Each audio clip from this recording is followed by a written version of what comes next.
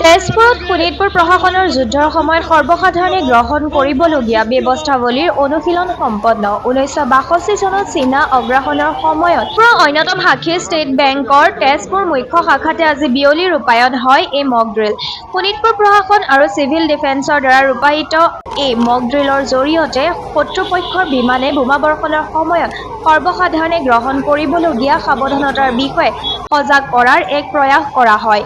শত্ৰুৰ বিমানৰ আগমনৰ লগে লগে বাজি উঠা সতৰ্কতামূলক চাইলেণ্টৰ শব্দ, বোমা বৰ্ষণ আৰু অগ্নিনিৰ্বাপক বাহিনীৰ বাহন তথা এম্বুলেন্সৰ সঘন আহ-যাহ আৰু আহতসকলক উদ্ধাৰৰ দৃশ্যই তেজপুৰৰ পথত এক যুদ্ধৰ পৰিৱেশে সূচনা কৰে।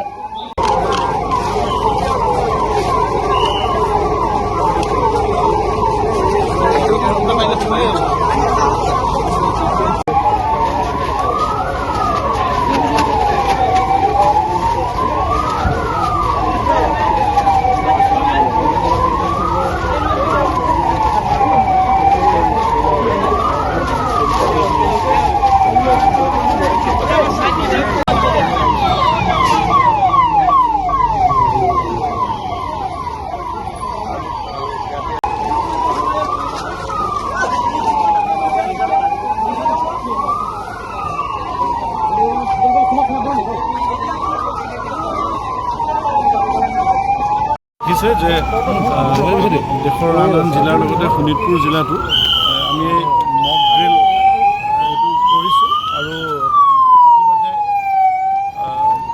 ভাৰতীয় বায়ু সেনাৰ পৰা আমি ডেঞ্জাৰ ছিগনেল পোৱাৰ লগে লগে আমাৰ গোটেই টাউনত আমি চাইৰেন বজাইছোঁ। তাৰ লগে লগে আমাৰ যিমানবিলাক এজেঞ্চি আছে, ফায়াৰ এণ্ড ইমাৰ্জেঞ্চি ছাৰ্ভিচৰ পৰা আৰম্ভ কৰি স্বাস্থ্য বিভাগ, চিভিল ডিফেন্স সকলোখিনি এক্টিভেট হৈছে আৰু এই যিটো এয়াৰ ৰেড মক ড্ৰিল সেইটো আমি প্ৰথমবাৰৰ কাৰণে কৰিছোঁ আৰু আমি আশা ৰাখিছোঁ যে ইয়াৰ দ্বাৰা আমাৰ সকলোৰে এটা অভিজ্ঞতা হ'ব আৰু আগলৈও আমি এনেকুৱা ধৰণৰ পদক্ষেপ নিশ্চয় হাতত ল'ম।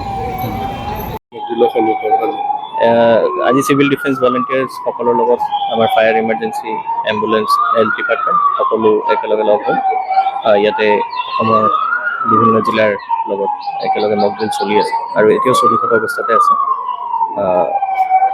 আশা কৰোঁ গোটেইখিনি ভালভাৱে সম্পন্ন চলি আছে এতিয়া।